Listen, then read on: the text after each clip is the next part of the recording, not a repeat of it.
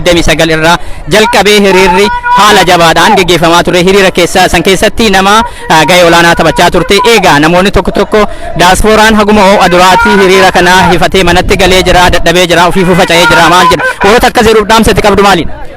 Maal seete diaaspooraan faca'uu miti waan fedhan jechuu danda'an isaan olola diinaatiif namni jilbeeffatu hin jiru. Oromoon wanti inni godhu waan goonu mara istirateejiin goonaa yeroo isaa eeggataa goonaa waan agarre yeroo agartetti illee gootu waan hundinuu yeroo qaba. Wanti amma godhaa jirru waan sirriiti. Amma deebi'ee ka'uun keessattuu yeroon kun 11th hour isa jedhamu keessatti Itoophiyaan akka biyyaatitti jechuudha. Humni TDF kan kaleessa caccabsinee guyyaa 15tti Maqalee keessaa baasne jedhan har'a Finfinnee keessaa baasuudhaaf deemaa jira. Uummanni Oromoo ammootu yeroo kanatti gadi bahee waan biyyattii sana dhufu keessatti ga'ee fi dirqama isaa bahuu baannaan akkuma amma dura marsaalee sadan dhabne marsaan afraffaan illee dhufuuf deema.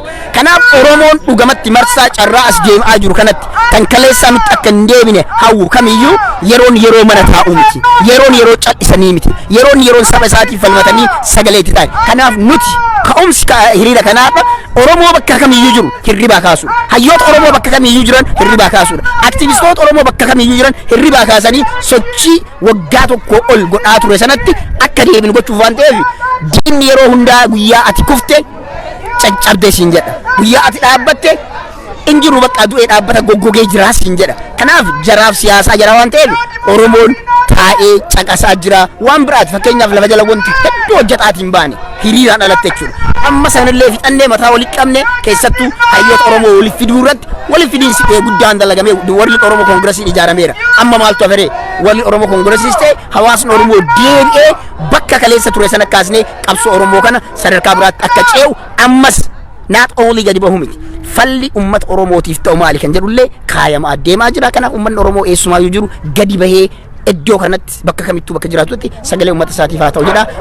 Ololaaf hin jilbeeffannu nuti. Galatoomii Rongeesse taana walitti deebinee waliin mari'anna. Egaa dhaggeeffattoota keenya akkuma argaa jirtanii hiriirri haala ho'aa ta'een itti fufaa jira. Hiriirri kun akka amma dhagayaa jirtanitti hiriira gabrummaadhuma kan gabroonfataa kaasu qofa malee kan manatti deebinu osoo hin taane hiriira dhumaatii magaalaa diaspooraa keessa jirtan hundarraa fakkeenya taatanii hiriira kanatti uummata keenyaaf sagalee ta'u uummata keenya bira dhaabachuu faayinaanshaali waan barbaachisu hundaan bira dhaabachuun dirqama keenya jechaa jiranii. Egaa kaanii waluma duraa duubaan nama sibba'e keessaa dubbisaa isin biraan geenna nu hordofa.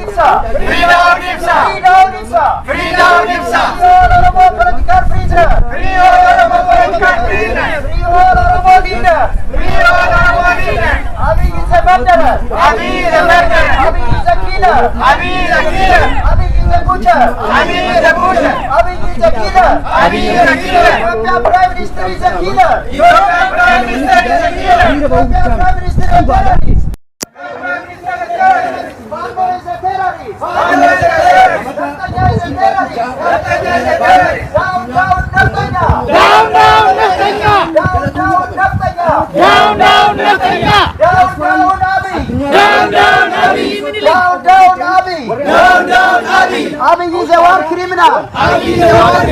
Ethiopia Prime Minister is a war criminal. We need freedom. We need peace. Stop war in Oromia. Stop war in Tigray. We oppose war in Oromia. We oppose war in Tigray. Support Oromo Liberation Army. We support Oromo Liberation Army. We support Oromo Liberation Army. We support Oromo Liberation Army. We support Oromo Liberation Army. We support Oromo Liberation Army. Free John Mohammed. Free John Mohammed. Free Daud Ibsa. Free Daud Ibsa. Free Bakkale Garba. Free Bakkale Garba. Free Gammachu Ayyaana. Free Gammachu Ayyaana. Free Abdi Raggaasa. Free Abdi Raggaasa. Sila Jedhee Gaafa. Free Hamza Borrada. Free Hamza Borrada. Free all Oromo leaders. Free all Oromo leaders. Free all Oromo leaders. Free all Oromo leaders.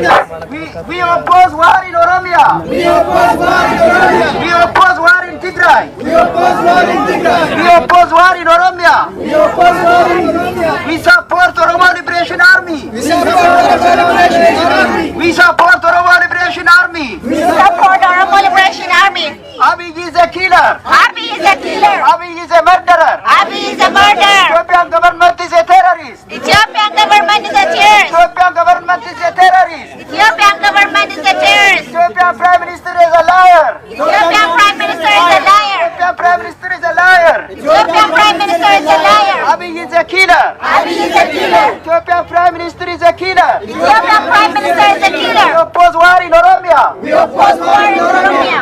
We oppose war in Tigray. We oppose war in Tigray.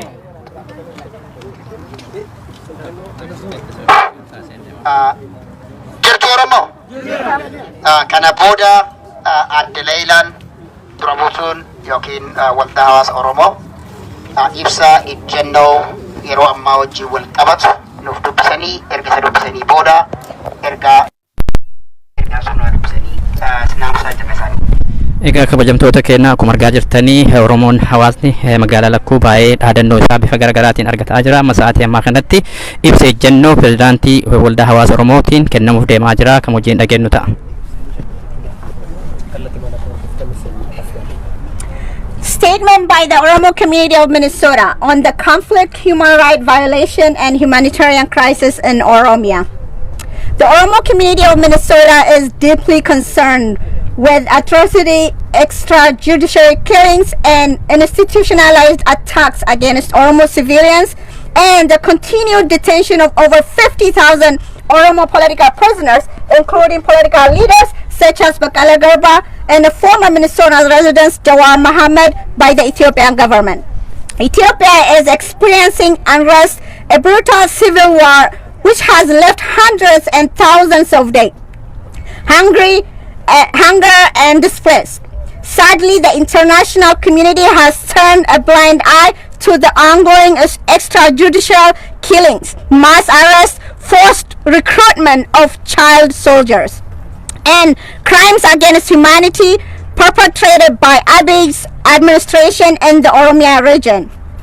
While we support the call on Ethiopian government by the international community to end the brutal war that is claiming the life of millions of Ethiopians and resort to an inclusive national dialogue, we would also like to urge the international community to pay attention to the atrocities that are being perpetrated by the Ethiopian government in the Oromia region. The urgency.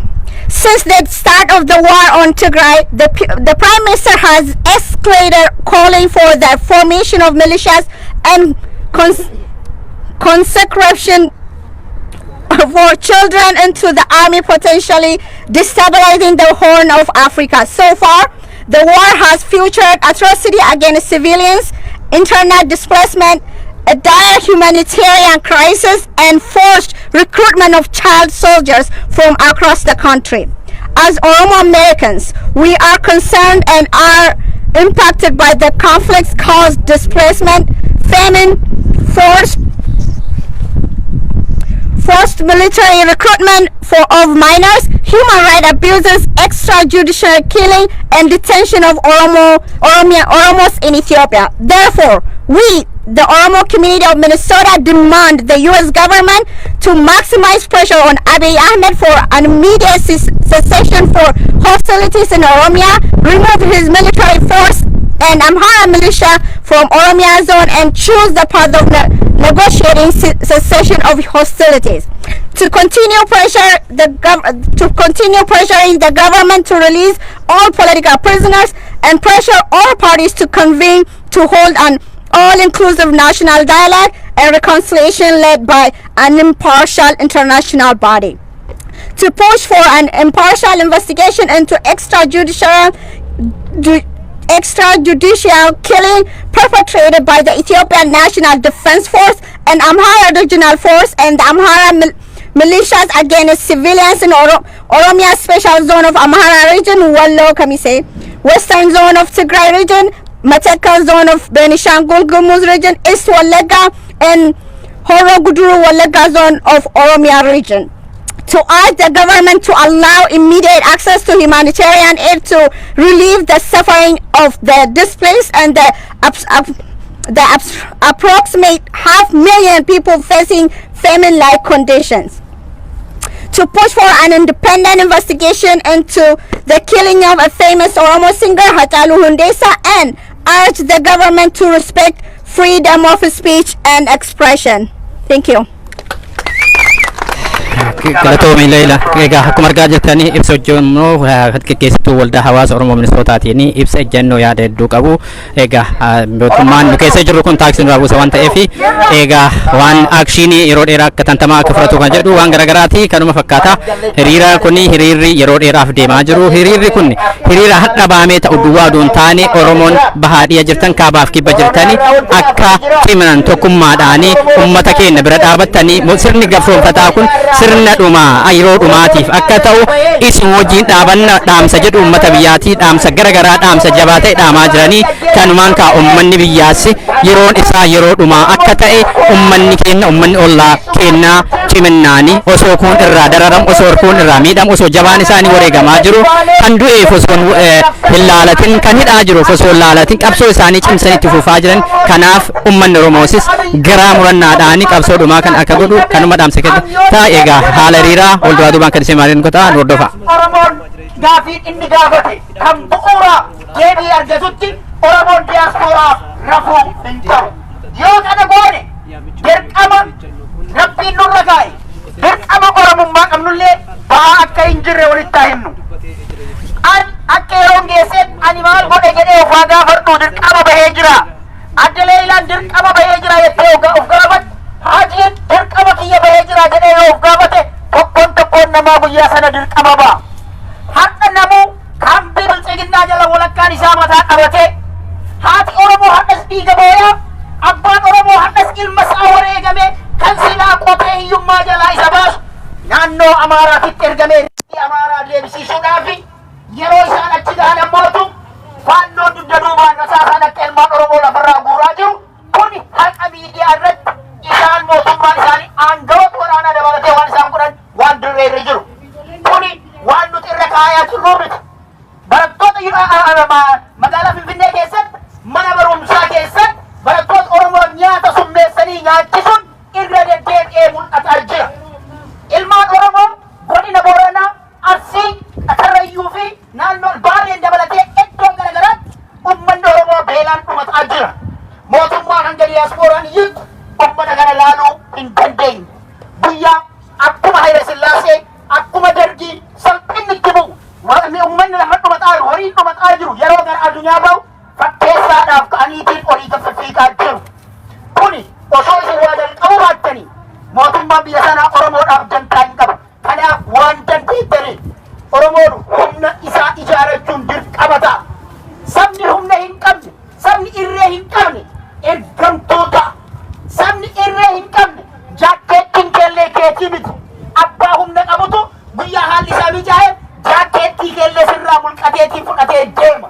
Haalli akka keessa jirru akkaataan faannoo itti ijaaranii waan biraa dhiisa. Amma dura guyyaa Abiyyi aangotti bahu baangaa kontiraataa konkolaataa hedduu kontiroobaandiidhaan biyya alaatii galee qabne jedhan. Kaleessaaf dheengadda baangaan sun bakka inni dhaqee agartanii miti. Warra eenyutti qabatee baangaa kontiroobaandiin alaa galee sana deemaa jira. Faannoodhaami baangaan sun eenyuun ittiin qaluudhaaf biyya sanatti galchan Oromoodhaami.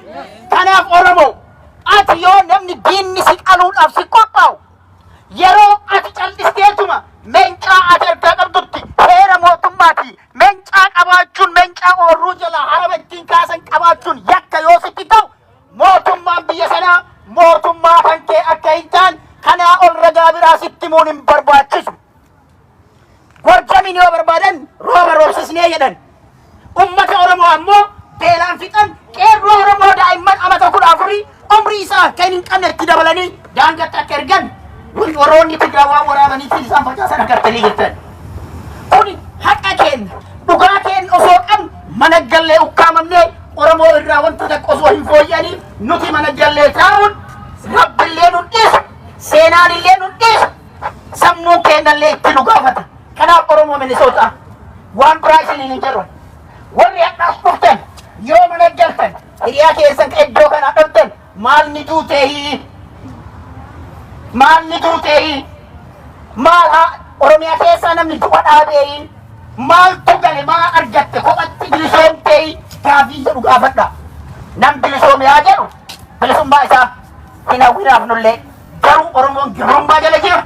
Hadha waan biraa dhiisa qabsaa'onni saba qeerroon biyya sana keessa jijjiirama fide mana hidhaatitti fi ajjeechaan mana hidhaallee seenanii osoo hidhamaniitiin jiraatanii waan gaarii beeka. Mana hidhaa keessaa fuudhanii ajjeemnaan roorroon tadhumaa ajjammattee jennaan bosona seenan. Hadha bosona irratti ammoo sagaleen olla sagaleen bilisoo qabsaa'ota Oromoodha. Facebook irratti illee akka facaane yeroo dhorgamu kuni rafuu diyaaspooraati. Warri biyya keessa Facebook irratti babaluu danda'a. Humna maaliitiin? Hojii eenyuutu reefu? Hojii keenyaami? Facebookii amansiisuun, YouTubeii amansiisuun, biyyoota alaa amansiisuun haqa keenya ganamaa fi galgala boonyee boochisnee barbaachisaa taanaan halkanii guyyaa jala gallee himuun dirqama kiyya dirqama keessan abbaa biraa irraa hin eegina. Nama heddullee hin eegina. Nama muraasatu jijjiirama fida. Garuu Oromoo waa takka godhuu danda'u qaba. Wal jala yaa'u. Uummanni Tigraay qawwee horatan. Ijaaraman. Biyya alaatitti hiriira dhaabanii jiru. Sagalee isaanii dhageessifachuu dhaabanii jiru. Lamaanuu wal jala deema. Yoo nuti sagalee biyya alaa callisnu waan ollatti illee dhufu argaa. The only way we can fight back, the only way our voice can be heard is if we clearly tell them what is right and what is wrong to whoever. Ora kasi ka baru kanan le. Akin inggar fudhatan tanam mamal ko nagartani mi. Wan maka Oromoo jedhu kun keessa jiru. Maka Oromoo jedhu kana nama kaasaa jiru argatani. Maafin kan. Nutu rafuu jira thank you. Nutu halkanii guyyaan hojjetin. Nuti irreen illee waa lama goonu Oromoo. Yooka humna gaha hin kadhannu sana booda. Yooka ammootu lamaanuu qixa oofuu danda'uu qabna. Aadaraa warra asin dhufne itti dubbadha. Marsaa lammataa hiriira yaamamu Oromoon tokko akka mana namne akka guyyaa 35 itti dhufne guyyaa hiriira guyyaa lammataa haywee lammataa itti dhufne sanan Oromoon gadi bahee yeroo kana keessatti uummata isaatiif yoo dhaabban yeroo nuti qabnu kanaa oli jiru seenaanis itti nu gaafata itti sin gaafata kan wal dabarfachuudhaaf galatooma. Thank you.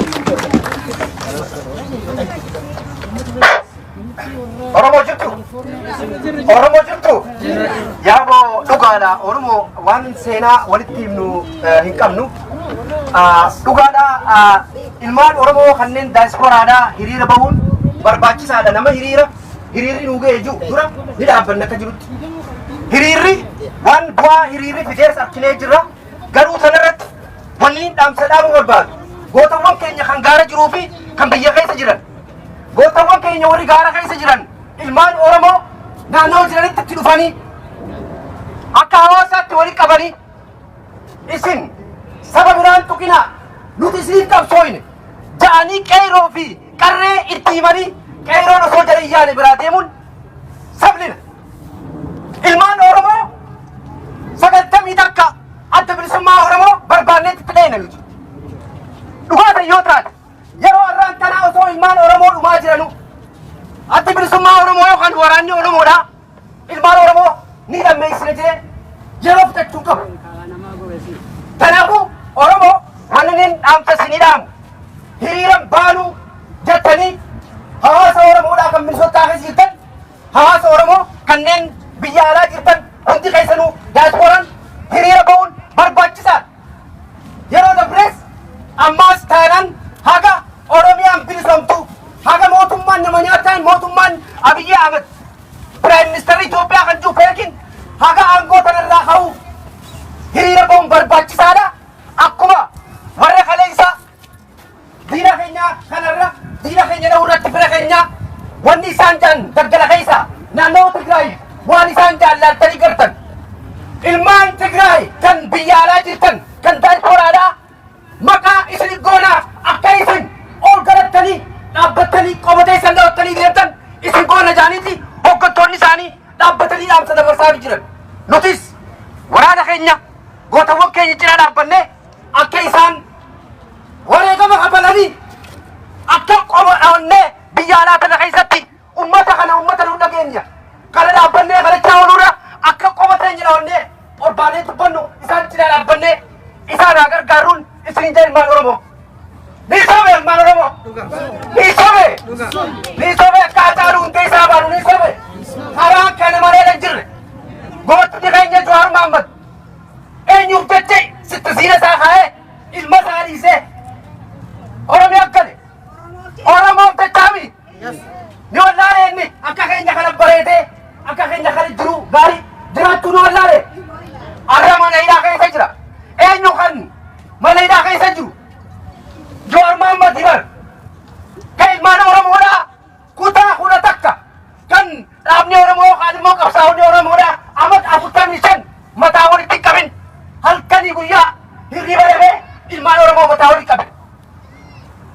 Long life Jawaar Mohaammed. Long life for Jawaar Mohaammed. Long life for Jawaar Mohaammed. Long life for Jawaar Mohaammed. Jawaar Mohaammed haa jiraatu. Mohaammed haa jiraatu. Baqqala Garbaa haa jiraatu. Baqqala Garbaa haa jiraatu. Hamzaa Booranaa haa jiraatu. Hamzaa Booranaa haa jiraatu. Koloneel Gammachuu Ayyaanaa haa jiraatu. Koloneel Gammachuu Ayyaanaa haa jiraatu. Gootawwan keenya kan mana hidhaa jiran haa jiraatani. Gootawwan keenya mana hidhaa jiran haa jiraatu. Haa jiraatan isaa. Mana hidhaa keessaa qabsoo nu godhu jiran. Mana hidhaa keessaa qabsoo nu godhu jiran. Mana hidhaa keessaa nama isaan gaafatu dhufanii qabsaawa haga dandeessanitti isin cinaa jirraa jedhaniin luk. Laali gootawwan keenya kan biyya alaa kana keessa jirtan hayyoonni mataa waliin nu qabu dadhabdanii hayyoonni keenya hidhamnaan hiyyummaadhaan akkana taanii jechuudha. Dhaloonni mataa bahuu qaba. As bahuu qaba. Mataa walii qabachuu qabna. Hawaasni Oromoodhaa hayyoota isaatiif hiyyoome malee qabeenya kan nuun hin dadhabamne. Kanaafuu ilmaan Oromoo hiriira bahuu irratti hamileen cabsina. Warra hiriira bahuun maariyyoon minxaarroo isin jiru hin dhaga'ina. Waan dhageeffataniif galatoomaa Oromiyaan ni bilisoomti. Abiyyi Ahmad very soon ni deema. Hamileen cabsina. Ni deemaa miti ni deema. Abiyyi Ahmad ni deema. Waan nuti as deema. Waan nuti as deema. Abiyyi Ahmad ni deema. Humnaan deema. Nu achittis nuunis ni deema ni deema. So wanni jechuu qabnu gaamma maal? Qophaa'uun barbaachisaadha jechuudha. Mataa walii qabanne. Kanaafuu irraa bu'ee waan dhageeffataniif galatoomaa Oromiyaan ni bilisoomti. Hidhamtoonni keenya ni bahan. Oromiyaan ni bilisoomti. Hidhamtoonni keenya ni bahan. Jiraadha. Waan takka qofarra isinii dabala. Waraqaa gadee kana warri Ameerikaa kun murteesse dhageessaniimi. Namni waan sanii dhagahin jira. 445 hin dhageeyye jira. Maal jedhan achi keessatti warra Tigraay maal jedhan? Ollaa wajjin hariiroo qabdan maal jedhan? Adda addaabaa jedhaniimi. Ollatu uummata hedduu qabamoo PDF soorrati maqumaadhe. Soorrati maqumaadhe. Uummata miliyoona 40 yoo xiqqaate garuu 50 hanga 60tti tilmaamamu wajjin hariiroo kutadhu hariiroon kee addaan haa citu yoo jedhan hangam akka ati tuffatamte beeki tan wayyachuu barbaade hangam akka tuffatamte of jalaa ka of bahu dubu caqee qofa abbaa biraati miti.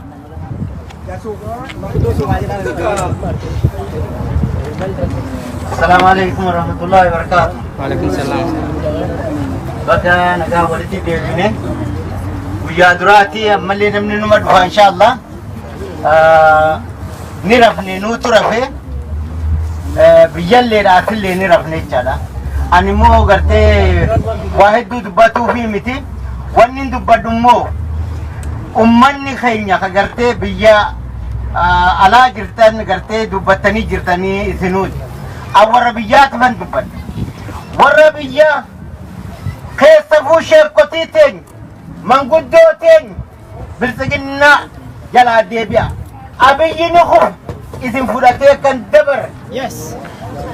Yes. أكا إذن فراتي دبر sheekkotii ustaadota tokko tokko kan gartee raayyaa haa qabsaa'u jee tokkuma tokko gartee qabsoo kennee ufii abiyyi jalatti galee abiyyi jalatti kursii qabu jooharuu isa jalatti qabe kabajaa hin arganne diqaalaa biratti kabajaa barbaadina bilxiginnaan diqaalaa gabra biratti gartee kabajaan hin jirtu saniifuu sheekkotiin teenya tagaafa masgiinni gubate jahadan lallabin arrammoo gartee juntaan achiin dhufte jahadatti godhaa warri jettan jahada warri itti godhaa jettan jahada akka isinitti goonu beekadha nama salaachiftan warri arra masgiida keessa jahada hundatti godhaa jettan xilaata oromoo ta'u xilaata haadha oromoo ta'u beeka warri mallee gartee raayyaa ittisa biyyaa jettanii nutti jajjan raayyaa ittisa biyyaa gartee tanaan dura kadhannee dadhabne gartee nama meeqatam dubartii teenya warra gudeede raayyaa ittisa biyyaa maddii dhaabbanna jettan bakka dhaabbata rabbi isin jala haa kutu warri nu bilisummaa dura dhaabbatee ilmaan keenya dhiiga ilmaan keenyatiin gartee warri wariu isin buatan kallee saya jiran I'm gonna stop it namni gartee isin warri gartee leencola taadhaa duruu gantuudha gantuudha ammoo sheekkotiin harkaaf hin dhaabbanne nama takkaa gartee manguddoon dhugaaf hin dhaabbanne dhaabbadha uf laala keessafuu gartee amma alamuu simeedhaa deemee warra bibbite warra walloo keessa gartee ijoollee teenyan deema karaa waraana jahadatti deema warri jettan dhaabbadha uf laala mililikii gartee gargaaruudhaaf ilmaan mililik maddii dhaabbadhaa warri jettaniin dhaabbadha handhaamsan isinii qaba waa takkallee gartee isinirraa humaan sodaadhu isinirraa humaan eeggadhu nama haqan dubbanne namni haqan dubbanne sheekallee rabbi namaan godhin wanni tanaafuu du'aa hin teenyallee qeebalamuu diddeef kitaaba himtanittiin diddalaydan jahada godhaa hajaan abiyyitti jahada godhu daaneel kibratitti jahada godhuudha malee warra gartee haqa ufiitiif falmatutti jahada godhuudhaa miti duraan illee wayyaanin humaan hungoon warri nu fixe jala deemtuudha jala deemtumaan nu fixe arrallee gartee isaanin kotta nu oromoodha waliin ta'inaadha onagii waliin ta'inaadha kotta nuti duraanu miila isinirraa dhiina arrallee miila isinirraa dhiina isaanumaan addaan hafaadha isinitti araaramnaa jechaa jiran waggaa tana maaliif deeman oromoo fixuudhaaf deeman isin warri oromoo ficcisiisutti jiru warri deemee isa jajjaju warri akkamitti nagaa deemee olii gadii gartee footoo hau nurraa dhaabbadha rabbi sodaadha dhaabbadha uf laala gartee deebi'aadha ijoollee tana gartee dhumatti jirti ilmaan keenya achitti maa deeman jihaadan bargaafa gartee tigireedhaan gartee ijoolleen teenya kasitti karatti baatu manguddoo fi sheekkotii walitti qabdee mari'achiifti kun gowwaa akka isaa walitti qabeetuma achirraa afaan banu rabbi isa haa darbu rabbi isa haa darbu fi kaysa jala deemullee rabbi haa darbu awwaalli amaaraa gartee rabbiin